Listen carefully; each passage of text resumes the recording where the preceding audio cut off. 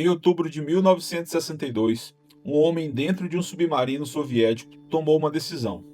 Ele estava exausto, com calor, sem sono, há dias, e convencido de que a Terceira Guerra Mundial já tinha começado, ele tinha em mãos um torpedo nuclear, e todos ao seu redor queriam que ele usasse. Mas ele não usou, e por isso você está vivo hoje. Isso não é exagero, não é clickbait, e literalmente o que aconteceu, e a história desse homem, desse submarino e desses dias em outubro de 1962 é uma das coisas mais loucas que já aconteceu na história da humanidade. E quase ninguém sabe o nome do cara que nos salvou. Eu vou te contar tudo, isso hoje. De onde veio a crise, o que estava acontecendo dentro daquele submarino. E o exato momento em que o mundo quase acabou porque um grupo de homens cansados e assustados quase apertou o botão errado. Para você entender o que aconteceu, você precisa entender o mundo naquela época. Em 1962, os Estados Unidos e a União Soviética eram as duas maiores potências do planeta. Dois países com visões de mundo completamente opostas. Dois sistemas políticos que se odiavam e os dois com armas nucleares suficientes para acabar com a civilização humana várias vezes. Essa era a Guerra Fria. Não era uma guerra com batalhas e soldados marchando. Uma guerra de tensão, de medo, de quem pisca primeiro. Os dois lados sabiam que um deles lançasse um míssil nuclear, o outro ia responder. E aí, os dois lados iam ser destruídos. Era o que chamavam de destruição mútua garantida. Um nome bonito para dizer que se você me matar, eu te levo junto. Esse equilíbrio de terror é o que mantinha a paz frágil. Nervosa, mas era paz. E então, em 1962, esse equilíbrio quase desapareceu. Em 1959, Fidel Castro tomou o poder em Cuba. Cuba fica a menos de 150 quilômetros da costa dos Estados Unidos. Quando Castro virou o aliado dos soviéticos, os americanos ficaram em pânico. Os soviéticos viram uma oportunidade. Se eles colocassem mísseis nucleares em Cuba, eles poderiam atingir qualquer cidade americana em menos de 2 minutos. Washington, Nova York, Miami, tudo ao alcance. O líder soviético na época era Nikita Khrushchev e ele aprovou o plano. Em julho de 1962, navios soviéticos começaram a transportar equipamentos militares para Cuba. Os americanos perceberam que alguma coisa estava acontecendo, mas não sabiam exatamente o que era. Em 14 de outubro de 1962, um avião espião americano fotografou Cuba de cima, e quando os analistas olharam as fotos, ficaram sem ar. Mísseis balísticos soviéticos em Cuba, prontos para ser montados. O presidente John F. Kennedy foi acordado cedo na manhã de 16 de outubro com essa informação, e a crise que ficou conhecida como a crise dos mísseis de Cuba tinha começado. Os próximos 13 dias foram os mais tensos da história moderna. Kennedy reuniu um grupo secreto de assessores para decidir o que fazer. As opções eram assustadoras: atacar Cuba militarmente e destruir os mísseis antes que ficassem operacionais? Mas e se os soviéticos respondessem? E se já houvesse armas operacionais que os americanos não sabiam? Negociar com Khrushchev? Mas isso parecia fraqueza. Os militares americanos estavam pressionando Kennedy para atacar. Kennedy escondeu uma terceira opção: um bloqueio naval. Os americanos colocaram navios de guerra em torno de Cuba e anunciaram que qualquer navio soviético tentando passar seria parado e inspecionado. Khrushchev chamou isso de pirataria e disse que os navios soviéticos não iam parar. No dia 24 de outubro de 1962, os navios soviéticos carregados com mais equipamentos militares estavam se aproximando na linha de bloqueio americana. Os dois lados estavam olhando um para o outro, a tensão quase física, e então os navios soviéticos pararam, viraram e voltaram. O secretário de Estado americano Dan Rush disse uma famosa frase: "Nós ficamos frente a frente e o outro piscou primeiro." Mas o problema não estava resolvido. Os mísseis que já estavam em Cuba ainda estavam lá, e negociações foram começando por dias. Mas enquanto Kennedy e Khrushchev trocavam cartas e telefonemas, algo estava acontecendo embaixo do oceano que nenhum dos dois sabia.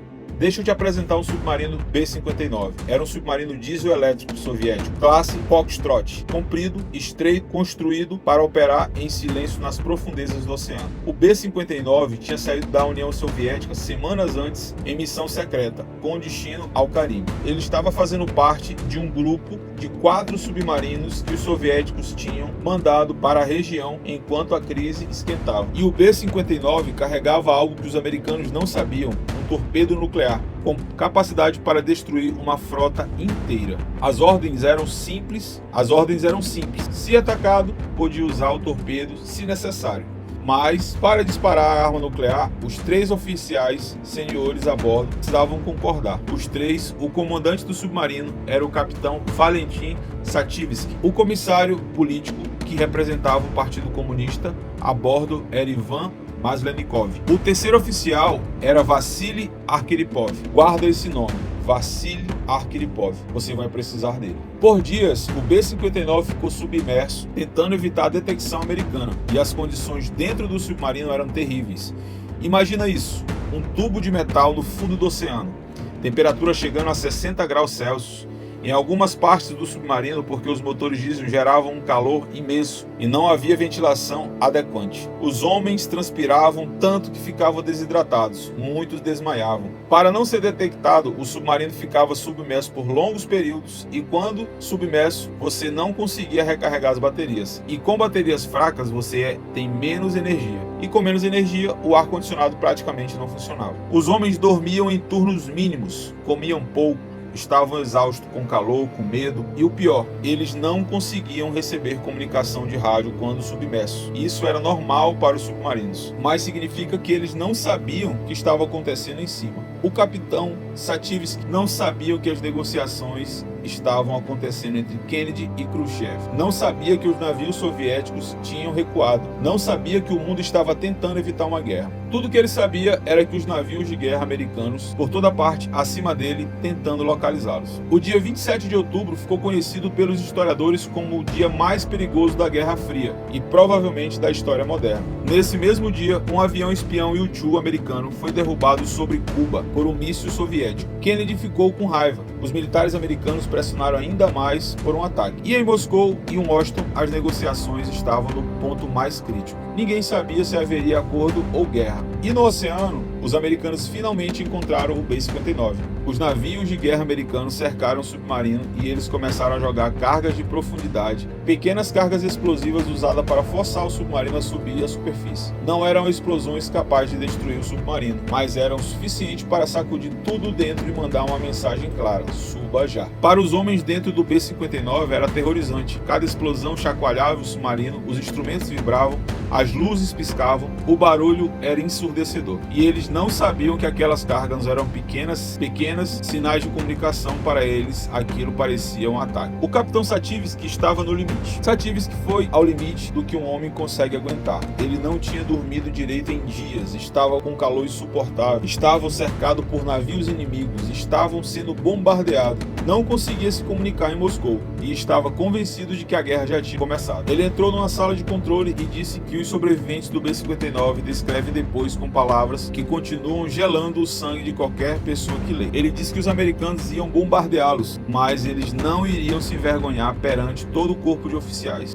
Vamos morrer, mas vamos afundá-los. Não vamos ser uma vergonha para nossa frota. Sativsky foi em direção ao torpedo nuclear. Maslenikov, o comissário de político, concordou. 2 dos 3 votos necessários estavam lá. Faltavam Vassili Arkhipov. Vassili Arkhipov tinha 36 anos em 1962. Ele era chefe de um estado maior da flotilha de submarinos, o que prática significava que ele era o oficial mais sênior da missão inteira, mas ele estava a bordo do B-59, não em separado. Arkhipov, conhecido por os protocolos, conhecia as regras do engajamento e, mais importante, ele conseguiu manter a cabeça fria em um momento em que todos os outros tinham perdido. Ele olhou para Sativsky, ouviu o que o capitão estava dizendo e disse: não vamos disparar. O que se passou entre os 3 homens naquele espaço apertado com o submarino sendo sacudido pelas explosões acima é algo que os historiadores tentam reconstruir até hoje. Arkhipov argumentou, disse que não havia confirmação de que a guerra tinha começado. Disse que as explosões eram pequenas demais para um ataque real. Disse que disparar Disparar um torpedo nuclear contra navios americanos sem ordem direta de Moscou seria um ato que não poderia ser desfeito. A discussão durou, Sativsky estava furioso, estava no limite, mas Arkhipov não cedeu. E no fim Sativsky recuou. O B-59 subiu à superfície, foi identificado pelos americanos e lentamente começou a viagem de volta para casa, sem disparar nada. Vamos pensar nisso por um segundo. Se Arkhipov tivesse concordado, o torpedo nuclear teria sido disparado, os navios americanos teriam sido destruídos, marinheiros americanos teriam morrido. Kennedy, que estava sob pressão imensa dos militares para atacar, teria perdido a capacidade de conter essa pressão. Os americanos teriam respondido, os soviéticos teriam respondido a resposta. As duas potências nucleares, as duas maiores forças militares da história, teriam entrado em um conflito direto. Com armas nucleares a bordo de navios, aviões e mísseis apontados para cidades, os historiadores que estudam isso estimam que a chance disso escalar para um conflito nuclear total era muito alta, não garantido. Em um conflito nuclear entre Estados Unidos e a União Soviética em 1962,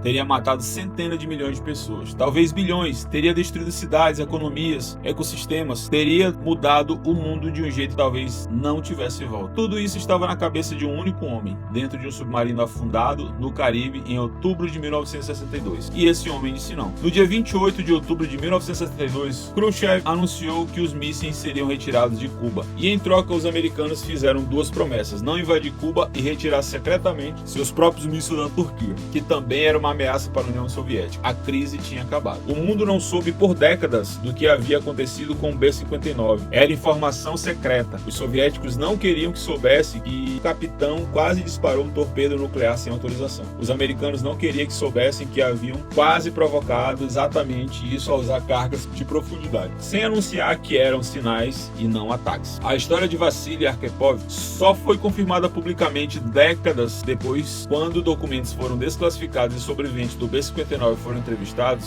em 2002, em uma conferência em Havana com participantes da crise, incluindo ex-oficiais americanos, soviéticos e cubanos. O papel de Arkhipov foi finalmente reconhecido. Robert McNamara, que era secretário de defesa dos Estados Unidos durante a crise, ouviu o relato do que havia acontecido com o B-59 e ficou visivelmente perturbado. Ele disse que o mundo havia chegado mais perto do fim do que qualquer um havia percebido. Arkhipov voltou para a União Soviética depois da missão. Continuou sua carreira militar. Chegou ao posto de vice-almirante, mas ele nunca foi celebrado publicamente pelo que havia feito. A missão era secreta, o incidente era secreto. Ele não podia falar sobre isso. Ele morreu em 1998. Antes de ter vivido para ver o reconhecimento público do seu alto. Sua viúva, Olga Arkhipova, até anos mais recentes, descreveu em entrevista o quanto essa experiência pesou sobre ele. Ele sabia o que havia acontecido, sabia o que havia evitado e sabia que ninguém sabia. Ela disse que ele era um homem tranquilo, que não falava muito sobre o que havia vivido, mas que às vezes, quando via notícias sobre conflitos e guerras, ficavam muito inquietos. Você pode estar pensando, isso aconteceu em 1962? Por que isso importa agora? Porque a lição do B-59 não é sobre guerra, é sobre algo muito mais fundamental, é sobre o fato de que guerras não começam por planos cuidadosamente calculados de líderes racionais. Guerras começam por acidentes, por falhas de comunicação, por homens exaustos, em condições extremas que tomam decisões em frações de segundo com informação incompleta. O sistema de armas nucleares ainda existe, os países as possuem, continuando tendo protocolos, tinha regra de engajamento, tem mecanismo de controle, mas todos esses sistemas dependem do fim de seres humanos que ficam cansados, que ficam com medo, que recebem informações erradas. O B-59 nos diz que o destino do mundo pode, em um determinado momento, estar nas mãos de uma única pessoa, e que às vezes a coisa mais poderosa que a pessoa pode fazer é dizer não. O B-59 não é o único caso assim. Há outros momentos documentados em que esteve perto do fim por causa de falhas humanas ou técnicas. Em 1983, um oficial soviético chamado Stanislav Petrov recebeu um alerta do sistema de monitoramento da União Soviética dizendo que os Estados Unidos tinham lançado 5 mísseis balísticos em direção à URSS. O protocolo dizia para reportar imediatamente ao comando superior que provavelmente ordenaria um contra-ataque. Petrov olhou para o alerta e decidiu que era um erro do sistema, não reportou. Em um erro de sistema mesmo, os sensores haviam interpretado reflexo de luz solar em nuvens com lançamentos de mísseis. Se Petrov tivesse chegado ao protocolo, a cadeia de eventos poderia ter levado ao contra-ataque soviético, com os mesmos resultados que você possa imaginar. Em 1995, um foguete norueguês foi detectado por radares russos Como um era possível míssil balístico americano, o presidente Boris Yeltsin foi acordado e lhe trouxeram a maleta nuclear. Era a primeira vez na história que a maleta havia chegado nas mãos de presidente russo em situação de alerta real. Yeltsin esperou e o foguete foi identificado corretamente. Esses casos mostram que o sistema que supostamente garante que nenhum líder toma decisão precipitada é muito mais frágil do que as pessoas imaginam. Então, voltamos ao começo. Em outubro de 1962, um homem dentro do submarino sofreu no oceano quente e decidiu não apertar o botão. Esse homem não foi um herói em vida, não ganhou medalhas, não deu entrevistas, morreu antes de ser reconhecido. Mas Thomas Blatton, diretor do Arquivo de Segurança Nacional dos Estados Unidos, disse numa conferência que a crise de Cuba, Vassili Arkhipov salvou o mundo. Não como uma batalha épica, não como uma operação militar brilhante, não com tecnologia avançada ou superior estratégica. Ele salvou o mundo dizendo não, num submarino abafado, cercado por navios inimigos, sendo sacudido por explosões, com 2 colegas furiosos ao seu lado, exausto e sem dormir, e sem saber o que estava acontecendo lá em cima. E ele disse não. E por isso você está aqui hoje. Se você gostou dessa história e quer ver mais sobre os momentos da história militar que quase mudaram tudo, se inscreve no canal e já deixa seu like.